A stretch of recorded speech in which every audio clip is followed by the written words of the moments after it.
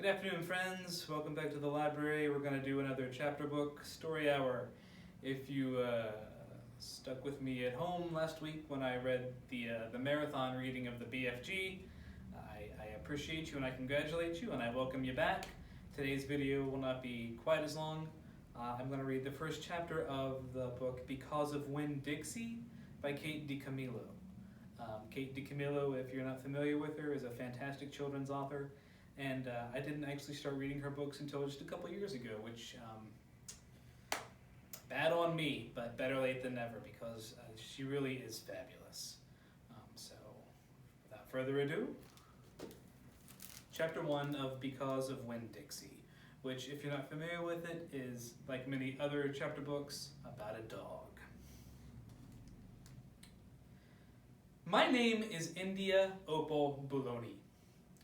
And last summer, my daddy, the preacher, sent me to the store for a box of macaroni and cheese, some white rice, and 2 tomatoes, and I came back with a dog.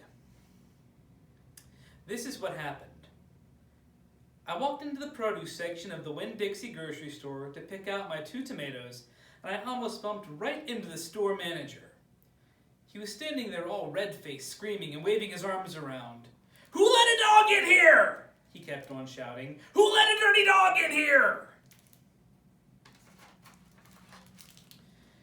At first I didn't see a dog.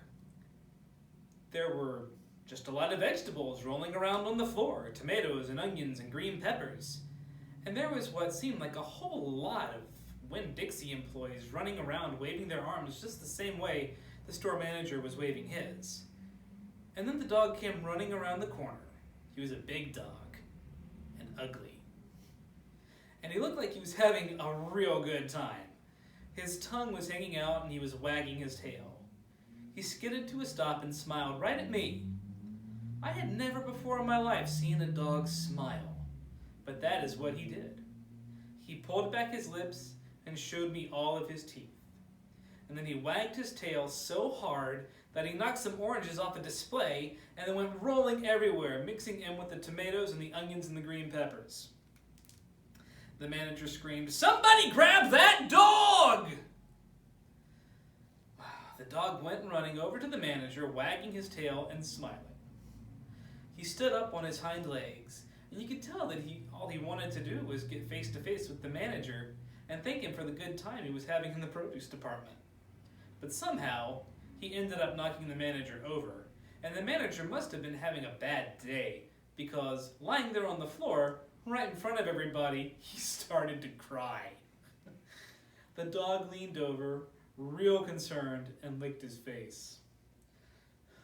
"Please," said the manager, "somebody call the pound." "Now wait a minute," I hollered. "That's my dog. Don't be calling the pound."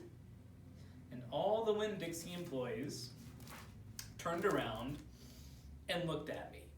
And I knew I had done something big. It may be stupid, too. But I couldn't help it. I couldn't let that dog go to the pound. "Here, boy," I said. The dog stopped licking the manager's face and put his ears up in the air and looked at me, like he was trying to remember where he knew me from. "Here, boy, come on," I said again. And then I figured that the dog was probably just like everybody else in the world, that he would want to get called by a name, only I didn't know what to call him. So I just said the first thing that came to my head. I said, "Here, Winn-Dixie." And that dog came trotting over to me, just like he'd been doing it his whole life. The manager sat up and gave me a hard stare, like maybe I was making fun of him. "What's his name?" I said. "Honest." The manager said, "Don't you know not to bring a dog into a grocery store?" "Yes, sir," I told him. "He got in by mistake. I'm sorry, it won't happen again." "Come on, Winn-Dixie," I said to the dog. I started walking and he followed along behind me as I went out to the produce department and down the cereal aisle and past all the cashiers and out the door. Once we were safe outside, I checked him over real careful, and he didn't look that good. He was big, but skinny. You could see his ribs. And there were bog patches all over him. Places where he didn't have any fur at all. Mostly, he looked like a big piece of old brown carpet that had been left out in the rain. "You're a mess," I told him. "I bet you don't belong to anybody."